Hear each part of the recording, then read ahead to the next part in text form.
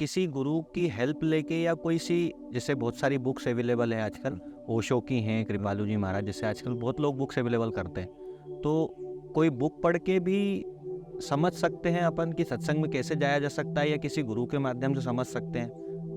मतलब अपने को पहले स्टेप लेता है तो अपने को पता तो हो कि कैसे करना है। जैसे जिज्ञासा सबसे पहली बात, आध्यात्म में जानने की इच्छा। जैसे बुद्ध को, उन्होंने एक बार लाश देखी तो उनको ये हुआ कि भाई मरेंगे क्या, तो फिर वो पलटे कि नहीं पलटे। तो दिशा बदलने की जरूरत है। आप दिशा बदल दोगे तो आपकी दशा सुधर जाएगी।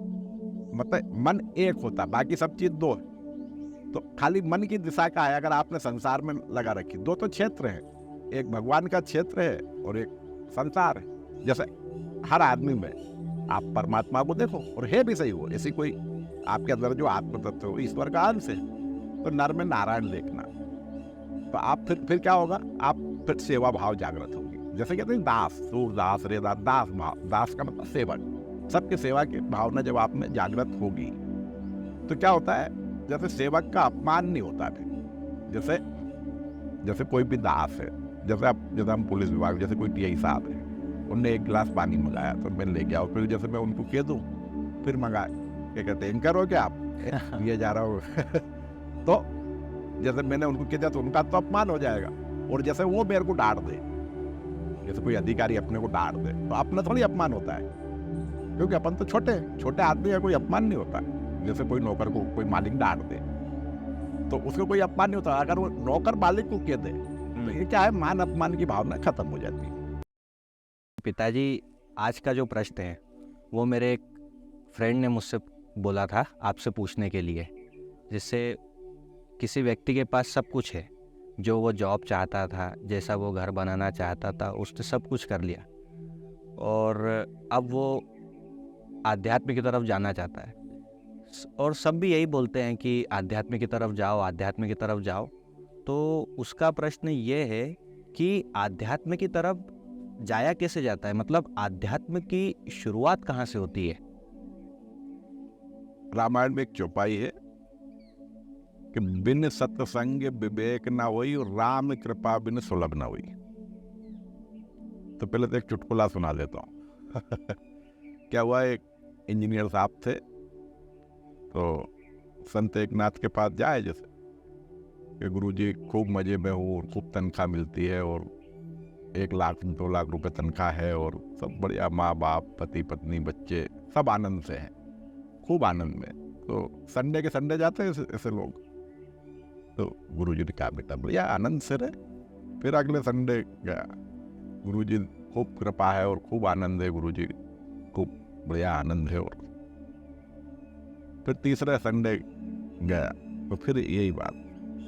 तो गुरुजी ने कहा, एक काम कर, कल मैं आता हूँ सोमवार के दिन, कल ड्यूटी बन जाना, और मैं तेरे को सत्य का ज्ञान कराता हूँ, जैसे कि भाई।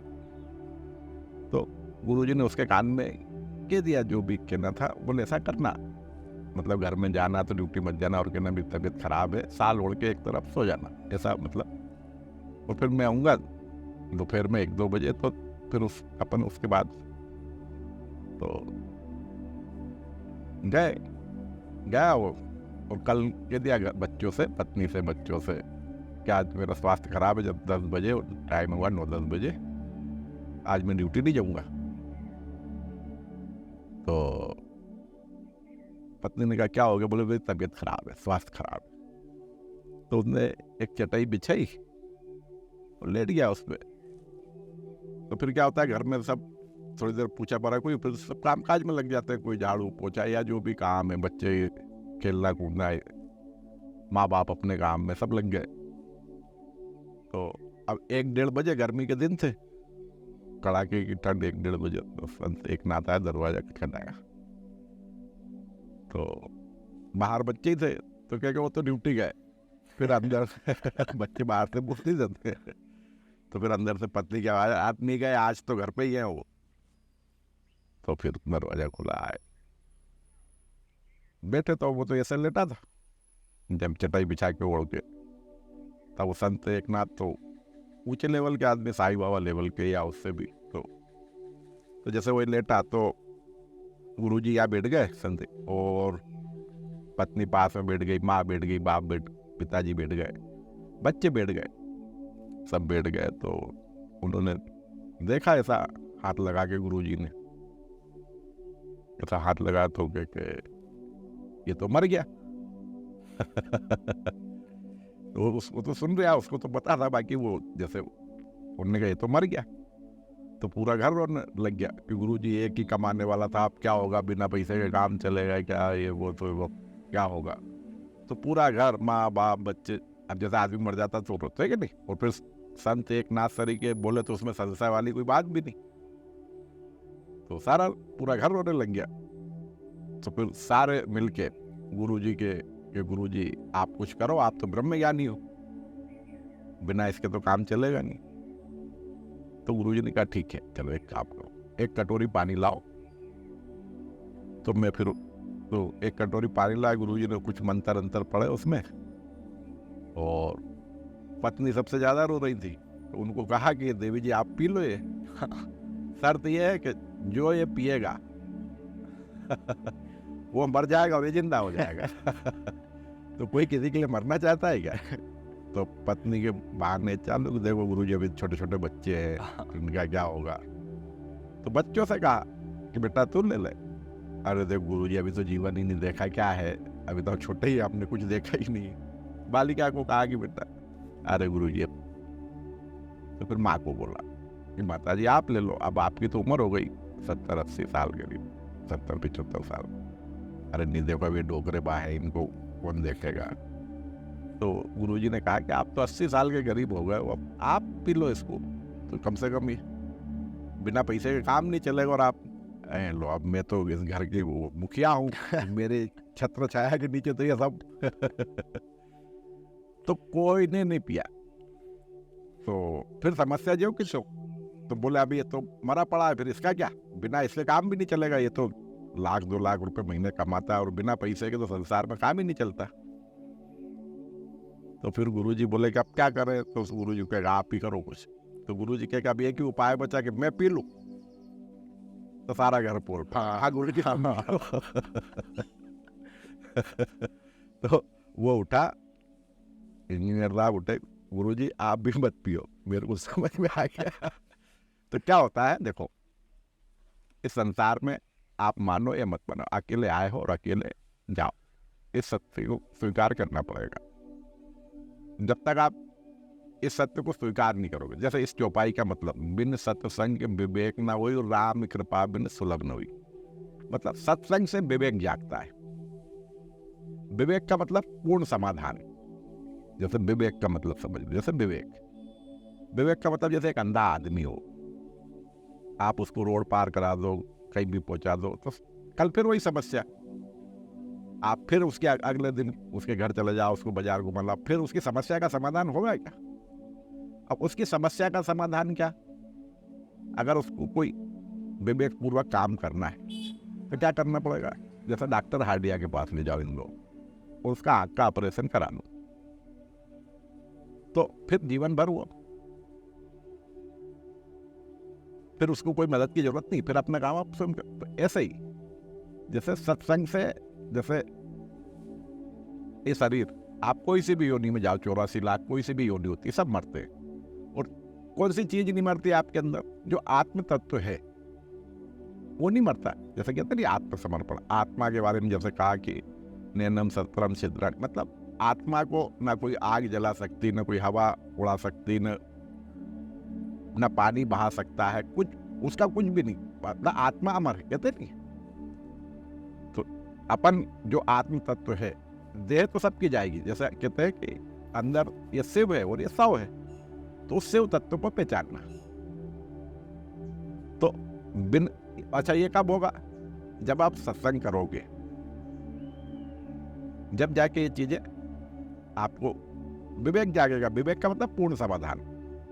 तो जैसे आपने विवेक बोला, मतलब विवेक का सीधा मतलब समझदारी, विवेक से मतलब, तो मतलब या किसी गुरु की हेल्प लेके, या कोई सी, जैसे बहुत सारी बुक्स अवेलेबल हैं आजकल, ओशो की हैं, कृपालू जी महाराज, जैसे आजकल बहुत लोग बुक्स अवेलेबल करते हैं, तो कोई बुक पढ़ के भी समझ सकते हैं अपन कि सत्संग में कैसे जाया जा सकता है, या किसी गुरु के माध्यम से समझ सकते हैं?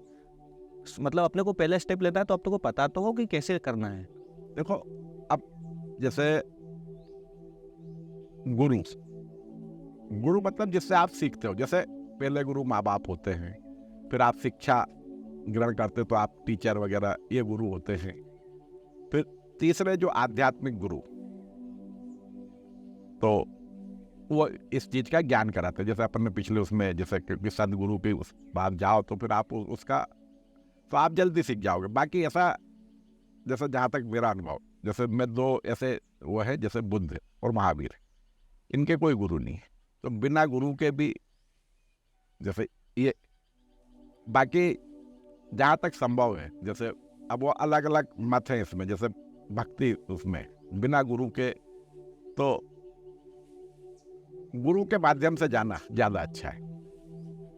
बाकी जैसे अगर कोई कहे कि जैसे आजकल जैसे कलयुग में देखो संशय रहता है, लोग जैसे धर्म को धंधा बना लिया तो ठगाने के चक्कर में, अगर वो नहीं भी तो समझदारी से भी, समझदारी से मतलब जैसे खोज काय की करना स्वयं की। अब या तो सबसे कठिन काम है या सबसे सरल काम है। अरे जैसे अपने आप को ढूंढना मैं कौन, या तो सरल काम है बहुत या बहुत कठिन काम है। तो जैसे जिज्ञासा सबसे पहली बात, आध्यात्म में जानने की इच्छा। अगर उस तरह जैसे उसको, जैसे ये घटना है जिस दिन जैसे बुद्ध को उन्होंने एक बार लाश देखी तो उनको ये हुआ कि भाई मरेंगे क्या, तो फिर वो पलटेगी नहीं पलटे, तो दिशा बदलने की जरूरत है। आप दिशा बदल दोगे तो आपकी दशा सुधर जाएगी। मतलब मन एक होता, बाकी सब चीज दो है। तो खाली मन की दिशा का है, अगर आपने संसार में लगा रखी। दो तो क्षेत्र है, एक भगवान का क्षेत्र है और एक संसार है। हाँ, जैसे आप बोलते हो कि मन की दिशा बदल दो तो दशा बदल सुधर जाएगी। तो आप मन की दिशा, जैसे आप जैसे ऐसे समझ लो, जैसे मैंने एक उदाहरण दिया था कि जैसे समुद्र है, अब उसमें लहरें हैं, एक के बाद एक लहर एक लहर। अब एक लहर दूसरे लहर से कंपटीशन करेगी। क्या करेगी? अब जैसे एक आदमी दूसरे आदमी से कंपटीशन करता है, अब उसका तरीका बदलना, जैसे दिशा बदलना। हर आदमी में नर में नारायण देखो, जैसे वो लहर समुद्र की तरफ देखना चालू कर दे तो फिर लड़ाई झगड़े होंगे क्या? फिर क्या होगा? एक समर्पण की भावना। जैसे हर आदमी में आप परमात्मा को देखो, और है भी सही हो, ऐसी कोई आपके अंदर जो आत्म तत्व हो, ईश्वर का अंश है, तो नर में नारायण देखना। तो आप फिर क्या होगा? आप फिर सेवा भाव जागृत होगी। जैसे कहते हैं दास, सूरदास, रेदास, दास भाव। दास का मतलब सेवक, सबके सेवा की भावना जब आप में जागृत होगी तो क्या होता है? जैसे सेवक का अपमान नहीं होता। फिर जैसे कोई भी दास है, जैसे हम पुलिस विभाग, जैसे कोई टीआई साहब है, उनने एक गिलास पानी मंगाया तो मैं ले गया, और फिर जैसे मैं उनको कह दूं फिर मंगा, क्या कहते हैं, इनकर हो क्या आप ये जा रहा हूँ तो जैसे मैंने उनको कह दिया तो उनका तो अपमान हो जाएगा। और जैसे वो मेरे को डांट दे, जैसे कोई अधिकारी अपने को डांट दे, तो अपना थोड़ी अपमान होता है, क्योंकि अपन तो छोटे आदमी है, कोई अपमान नहीं होता। जैसे कोई नौकर को कोई मालिक डांट दे तो उसको कोई अपमान नहीं होता। अगर वो नौकर मालिक को कह दे तो ये क्या है, मान अपमान की भावना खत्म हो जाती है। तो मतलब आप ऐसा बोलना, मेरे को सबसे पहले ये क्लियर करना है कि सत्संग का मतलब क्या होता है। सत्संग का क्या ये मतलब होता है क्या कि हर किसी को एक ही भाव से देखना? ये तो शुरुआत है, जैसे दिशा बदलने की। जैसे मैंने बताया थी कि भाई जैसे आप ये सब अपन एक जैसे, तो आपको दिशा बदलने के लिए क्या है? नर में नारायण देखना, ये दिशा बदल दी आपने। अरे जैसे आप यूँ तो कंपटीशन करोगे, उसके पास साइकिल, जैसे साइकिल वाला मोटरसाइकिल लिया तो वो छोटा हो जाता, फिर वो मतलब, तो इसका अंत नहीं है। जैसे कार, तो मोटरसाइकिल का आनंद खत्म हो जाएगा, तो ये तो इसका तो अनंत है, इसकी तो कोई। तो आपको क्या है, जैसे नर में नारायण देखना, तो एक दास भाव जागृत होगा। उससे होता यह है कि आप में जो अहंकार धीरे धीरे, जैसे मैंने बोला ना, 3 मन जो होते हैं, तो फिर धीरे धीरे क्या होता है, मन शुद्ध होने लगता है। क्या होता है? अरे जैसे क्या होता है, आपको करना कुछ नहीं। जैसे रामायण में 2 उदाहरण देता हूं। जैसे गिलेरी भाव, पुल बना तो गिलेरी ने क्या करा? कुछ करा क्या, वो तो धूल में जाए और वहां जाके झटकार दे, तो सब बड़े बड़े बानर हंसे कि ऐसे कोई पुल बन जाएगा क्या। तो सब हंसे, तो उन्होंने कहा हाँ बनेगा, ये भगवान का काम है और होगा पूरा, इसमें कोई संशय नहीं है, मैं मेरी पूरी ताकत लगा दूंगी। तो भगवान ने सबसे ज्यादा प्रेम वो गिलहरी को करा कि नहीं करा, जैसे 3 निशान दिखते। तो भगवान काय के भूखे, आपके भाव के भूखे। जैसे भगवान कृष्ण, जैसे दुर्योधन का 56 भोग नहीं खाया उन्हें, विदुर के आगे केले के छिलके खाए उन्हें। तो भगवान भाव के भूखे। तो आप में समर्पण भाव होना चाहिए सेवक। तो उससे क्या होता है, जब आपका मन धीरे धीरे शुद्ध होता है, क्या होता है, और शुद्ध जब होता है, जैसे मैंने तुमको बोला कि शुद्ध की उसमें ही ज्योति जलती, तो शुद्ध जब मन होता है, ये शुरुआत है। जब शुद्ध मन होगा तो उसमें तत्व जिज्ञासा जागृत होती है। तत्व जिज्ञासा का मतलब आपको सबसे बारे में कि मैं कौन हूं, फिर ये जगत क्या है, जगत कैसे बना, फिर भगवान क्या है, और फिर साधना कैसे करनी है। ये 4 प्रकार की जिज्ञासा है उसमें उत्पन्न होती है। तो सबसे पहले मैं कौन हूं, तो मैं कौन हूं ढूंढने के लिए जैसे गीता कहती है तुम आत्मा हो। तो भाई आत्मा हो तो आत्मा का है में तो पहले शरीर को जानना पड़ेगा। तो शरीर को जानने का मैंने जैसे उपाय बताया, 5 तत्वों का शरीर है, पृथ्वी जल अग्नि वायु आकाश। तो मतलब इसमें जैसे तीन चाबी से ये ताले खुलते हैं। 3 एक भक्ति मार्ग, एक ज्ञान मार्ग, एक कर्म मार्ग।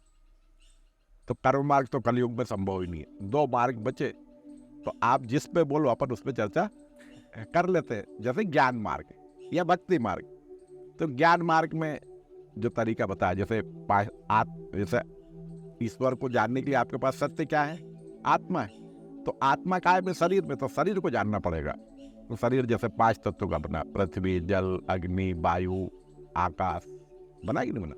तो मैंने जो आकाश में जो रूपांतरण का तरीका बताया, जैसे कोई भी मंत्र जाप या किसी पूर्ण का ध्यान जब आप करते हो, जब आप एक जैसे मैंने नहीं बोला तमोगुण रजोगुण या सतोगुण, सत्य की तरफ आप जैसे पूर्ण, भगवान कैसा पूर्ण, जब आप उधर जब ध्यान लगाते हो तो सारी ऊर्जा का प्रवाह ऊपर की तरफ प्रभावित होता है। तो आपके सारे चक्र ये जागृत होते हैं।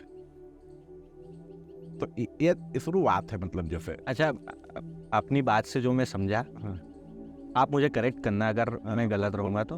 मतलब मैं जो समझा हूँ कि सत्संग में जो शुरुआत अपन करें सत्संग की, तो उसकी सबसे पहले स्टेप ही यही है कि आप सबको एक भाव से देखें, और मतलब जैसा आप बोलते हो कि सब में नर में नारायण देखें, कि कोई अहंकार की उसमें भावना ना रहे। तो अपन पहली स्टेप इसको मान सकते हैं। सब में सेवा भाव, दास। जैसा अपना मूल स्वभाव क्या है, जैसे कहते हैं सूरदास, रेदास, कबीरदास, अपन भगवान के दास है। क्या है, जब आप में सेवा भावना जागृत होगी, सेवा भावना के लिए आपको कोई आडंबर नहीं करना है। मैंने जैसे गिलहरी भाव, आपकी मानसिक सेवा होना चाहिए। क्या होना चाहिए, नहीं तो वो मुंह में राम बगल में छुरी वाला काम। मतलब भगवान क्या है, अंदर बैठ के सब नोट करता है। भगवान को पता, आपके अंदर से सेवा भावना जागृत होना चाहिए। तो ये यहाँ से शुरुआत।